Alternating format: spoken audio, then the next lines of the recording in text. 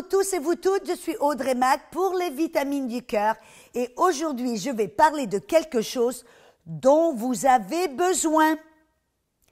As-tu besoin de sagesse? Oui, je sais, on en a tous besoin.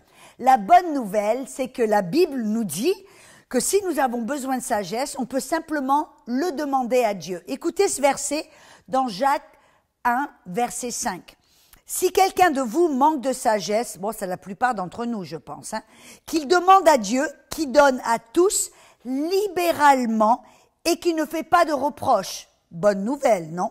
Et il lui sera donné. Alors là, déjà, on découvre que si on a besoin de sagesse, Dieu, on peut lui demander et il nous donne libéralement et il ne nous fera pas des reproches.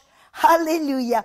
Mais aujourd'hui, je veux vous montrer comment recevoir ou trouver cette sagesse et comment recevoir cette sagesse. Êtes-vous prêts? À vos marques, préparez. Alléluia.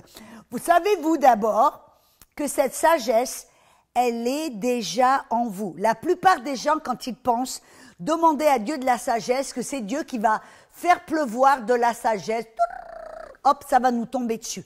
Non. La bonne nouvelle, c'est que la sagesse est déjà en toi, est déjà en vous. Dans Colossiens 2, verset 3, Paul nous dit que Christ, dans lequel est caché tous les trésors de la sagesse et de la connaissance. Donc là, Paul nous révèle qu'en Christ, il y a tous les trésors de toute la sagesse et toute connaissance. Mais la bonne nouvelle, c'est que vous savez, Christ est en vous. C'est ce que Colossiens 1, 27 nous dit. Christ en vous, l'espérance de la gloire. Christ est en vous, vous êtes en Christ et Christ est en vous. Amen. Donc ça veut dire que si Christ est en toi, ça veut dire aussi que la sagesse est déjà en toi. C'est pour cela, vous savez que Jésus nous a envoyé le Saint-Esprit. Le Saint-Esprit dans Éphésiens 1, 17 s'appelle l'esprit de sagesse et de révélation. Il a toute sagesse et l'Esprit est en nous et il veut nous donner aussi la révélation de cette sagesse. Et cette sagesse qui est en nous, comment est-ce qu'on va y accéder? Comment est-ce qu'on va pouvoir avoir et recevoir cette sagesse ou découvrir cette sagesse qui est déjà en nous?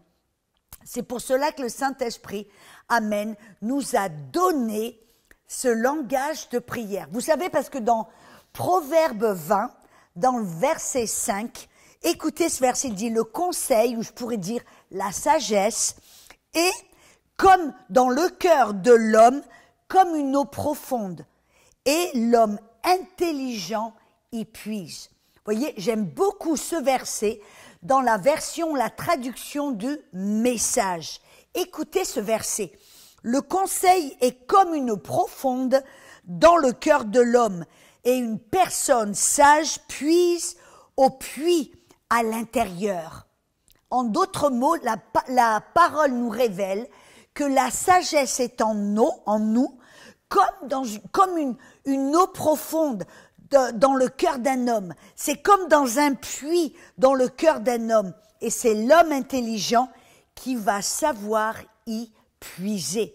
Et comment est-ce qu'on va y puiser? Oui, grâce au Saint-Esprit, ou je voudrais dire grâce à ce langage de prière que le Saint-Esprit nous a donné quand on est baptisé dans le Saint-Esprit. Bon, si vous n'êtes pas baptisé dans le Saint-Esprit et que vous ne priez pas en autre langue, alors je veux vraiment vous encourager à aller sur notre site internet gotel.fr et vous pouvez avoir dans demande de prière, vous pouvez aller là, il y aura un enseignement sur le baptême dans le Saint-Esprit et aussi si vous voulez de l'aide, amen, que vous ne voulez pas prier tout seul, vous pouvez nous faire une demande de prière et quelqu'un priera pour vous pour que vous soyez baptisés dans le Saint-Esprit, que vous puissiez prier en autre langue. Mais ce n'est pas le sujet de mon petit enseignement aujourd'hui, mais je veux vous inviter, je veux vous encourager, quand vous priez en autre langue, alors qu'est-ce qui va se passer? Vous allez puiser dans ce puits de sagesse qui est en vous et qui est en Christ, en vous. Amen. Et quand vous priez en autre langue, rappelez-vous que vous ne parlez pas à l'homme, on ne comprend pas, mais on parle directement à Dieu. Dans 1 Corinthiens chapitre 14 verset 2, Paul nous révèle que celui qui parle en langue ne parle pas aux hommes, mais à Dieu, car personne ne comprend, parce que dans l'esprit, il énonce des vérités secrètes et des choses cachées. Donc j'ai dit ce verset de la version amplifiée. Je crois qu'elle est en français. Mais dans la version amplifiée, ça nous montre que, et vous savez, la version amplifiée, c'est en fin de compte, ça nous montre toute l'ampleur et la profondeur des mots qui sont en grec, qui sont très souvent, qui ne sont pas traduits dans le français.